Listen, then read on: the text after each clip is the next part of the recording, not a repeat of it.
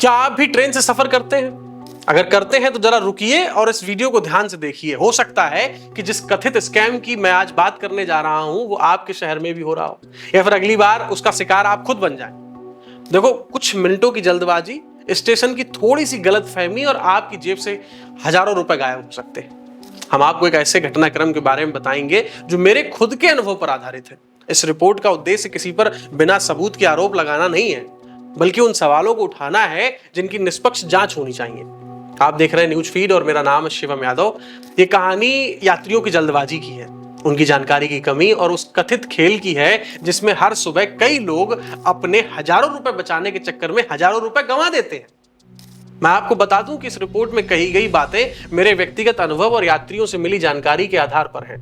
जिन बिंदुओं का आधिकारिक सत्यापन होना बाकी है उन्हें हम सवाल के रूप में रख रहे हैं और निष्पक्ष जांच की मांग कर रहे हैं। चलिए पहले इसको शुरुआत से समझते हैं। आप देखिए कि लखनऊ से आनंद विहार जाने वाली एक ट्रेन है जिसका नाम है डबल डेकर, और ये ट्रेन सुबह लगभग 4:55 पर लखनऊ जंक्शन यानी कि LJN से रवाना होती है। अब वहीं से शुरू होती है पूरी कहानी। जब आप ऑनलाइन टिकट बुक करते हैं तो उस पे स्टेशन का नाम LJN लिखा होता है, लेकिन बहुत से यात्रियों को यह समझ में नहीं आता कि LJN यानी कि लखनऊ जंक्शन और चारबाग रेलवे स्टेशन अलग अलग हैं या थोड़ी ही दूरी पर हैं। दोनों एक दूसरे के बेहद करीब जरूर हैं, लेकिन दोनों अलग हैं। यहाँ एक छोटी सी जानकारी की कमी यात्रियों पर भारी पड़ जाती है। सुबह करीब 4:50 पर आप चारबाग स्टेशन पहुंचते हैं और जैसे ही आप स्टेशन के बाहर उतरते हैं कुछ ऑटो चालक आपको देखते ही पूछते हैं, भैया डबल डेकर से जाना है क्या?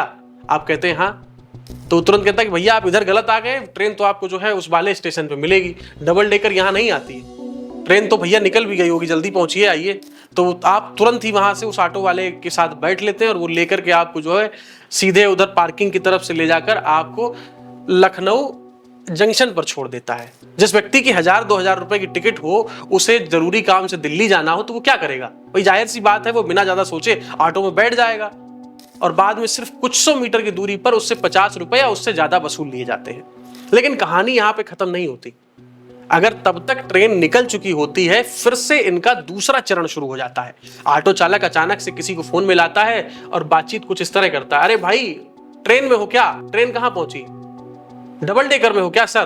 5 सवारी है, बहुत जरूरी है यार, देख लेना, हमारे साथ के ही हैं, जानने वाले हैं। फोन रखने के बाद वो यात्रियों से कहता है कि देखो भैया, ट्रेन से अगर आपको जाना है, आपकी ट्रेन जरूरी है तो ट्रेन तो हम पकड़वा देंगे, लेकिन आपको जो है 500 रुपए पर व्यक्ति देने होंगे। अब यहां से बड़ा सवाल शुरू होता है कि फोन पर आखिर बात किससे हो रही थी? क्या वो सचमुच ट्रेन से जुड़ा कोई कर्मचारी था, या फिर यात्रियों का भरोसा जीतने के लिए पूरी बातचीत खाली फर्जी में की जा रही थी? इसका जवाब सिर्फ जांच से ही मिल सकता है। अब यात्रियों को शहर की गलियों से होते हुए रेलवे ट्रैक के किनारे किसी स्थान पर ले जाया जाता है जिसे आउटर कहते हैं। रास्ते में उनसे कहा जाता है कि भैया जल्दी पैसे दो, समय नहीं है। भाई कुछ लोग नकद दे देते, कुछ लोग ऑनलाइन भुगतान कर देते हैं। इसके बाद सभी बेसब्री से ट्रेन को देखते हैं और देखते ही देखते दिखता है कि ट्रेन जो है सामने आउटर सिग्नल पे खड़ी है। अब ये कहते हैं जल्दी उसमें दौड़ के चढ़ जाइए, ट्रेन मिल जाएगी, और ऑटो चालक अपना पैसा लेकर के वहां से वापस लौटने लगते हैं। लेकिन जब आप ट्रेन के पास पहुंचेंगे तो आपको दिखेगा कि वहां पे कम से कम नहीं तो 10 से 15 ऑटो खड़े हैं और सैकड़ों लोग उस ट्रेन को पकड़ने के लिए भाग रहे हैं। अब सवाल यह है कि आखिर इतना भरोसा इन लोगों के पास कहां से आता है कि ट्रेन आउटर पे मिल जाएगी? क्या ये इनका अनुमान होता है या इनको पहले से जानकारी होती है? और यही वो सवाल है जिसकी निष्पक्ष जांच होनी चाहिए। और अब एक और गंभीर सवाल, अगर ट्रेन रोज आउटर पर रुकती है तो आखिर क्यों? क्या ये एक सामान्य सिग्नल प्रक्रिया है, या आगे ट्रैक खाली नहीं होता, या फिर चेन पुलिंग जैसी घटना होती है? अगर कभी चेन पुलिंग हुई भी हो तो उसे किसने किया, क्या उसकी जांच हुई? क्या रेलवे के पास इसका रिकॉर्ड है? क्या किसी को पकड़ा गया? ये हम दावा नहीं कर रहे हैं कि चेन पुलिंग किसी विशेष व्यक्ति ने की थी या किसी गिरोह ने कराई थी, लेकिन अगर ऐसी घटना बार बार होती है तो भैया इसकी जांच होना जरूरी है। जब ट्रेन को आउटर पर रोकना था तो थोड़ी देर स्टेशन पे ही रोक लेते, महाराज जिनकी ट्रेन छूट रही थी वो ट्रेन पकड़ लेते। क्या डबल डेकर कभी निर्धारित समय से पहले रवाना हो जाती है? अगर हाँ होती है तो भैया किस नियम के तहत होती है? जब यात्री 4:55 पर स्टेशन पहुंचते तो ट्रेन वहां नहीं होती है। क्या यात्रियों को इसकी जानकारी नहीं होनी चाहिए? भाई चारबाग और LJN के बीच में भ्रम दूर करने के लिए कोई पर्याप्त व्यवस्था की गई है? क्या स्टेशन के बाहर यात्रियों को सही दिशा बताने के लिए कोई बोर्ड पर्याप्त है? क्या आरपीएफ या जीआरपी ने कभी ऐसे ऑटो चालकों की जांच की है? क्या स्टेशन परिसर के सीसीटीवी फुटेज की समीक्षा की जाएगी? क्या पिछले कई महीनों की शिकायतें जो हैं उनकी जांच होगी? और अगर किसी तरह की ये ठगी हो रही है तो उस पर कार्रवाई कब होगी?